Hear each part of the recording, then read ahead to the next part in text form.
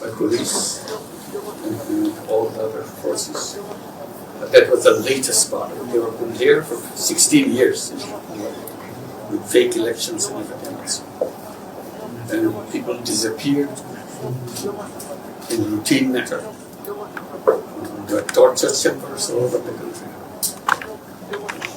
Stolen properties, stolen all the bank accounts, stolen from all the banks, destroyed the system, and any other corruption, mega projects, to inflated contracts to take money from those. So this was going on for 16 years, and students came out and said, this is enough. They were shot dead. Hundreds and thousands of young people were killed. And the students called for a movement towards her house on the August 5th.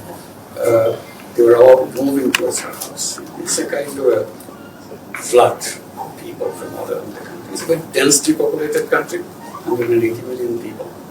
So when they start moving, it's a very scary scene that people coming all over the city, moving to one direction. So she was lifted out of the house, was lifted to leave the country in India. In Bangladesh, she was free from her rule.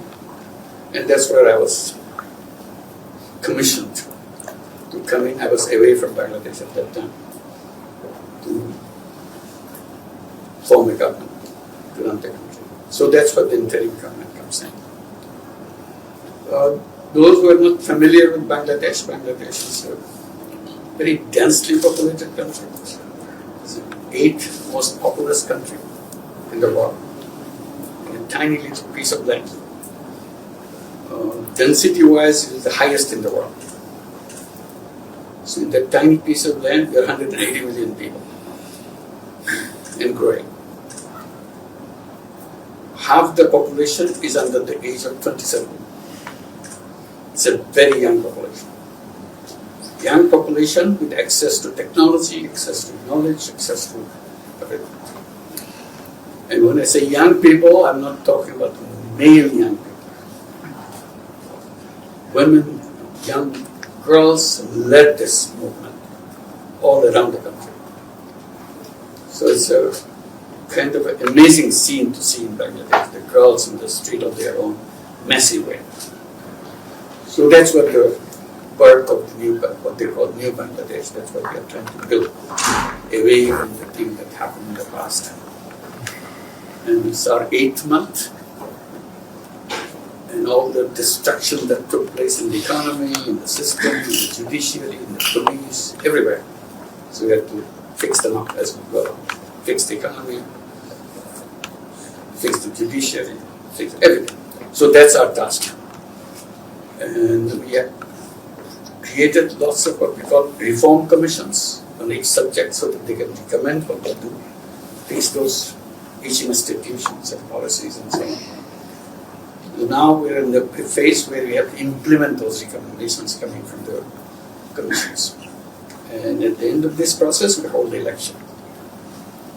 So that people can vote the new government. That's where we are right now. Economy-wise, I would say it's an amazing country with lots of possibilities, potentials. You look at Bangladesh as it is with people and a tiny piece of land with lots of floods and everything else.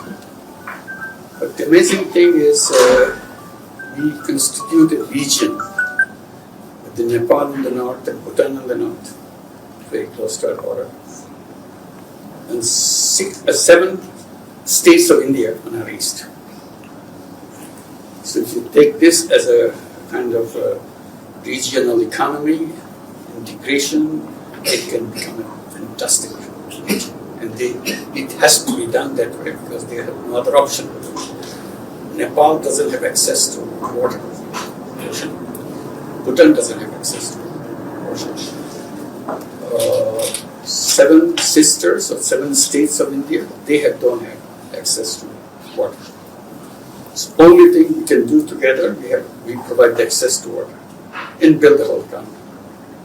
And this become a very flourishing hub of activities with young people, technology-oriented, educated, and lots of creative capacity.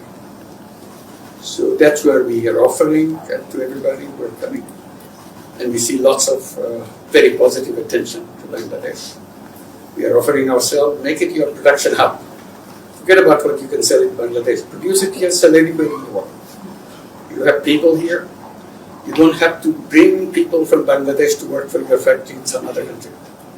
You build the factory where people are.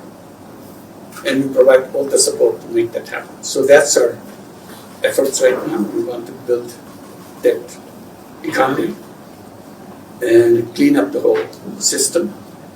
And that's where we are. And we need your attention.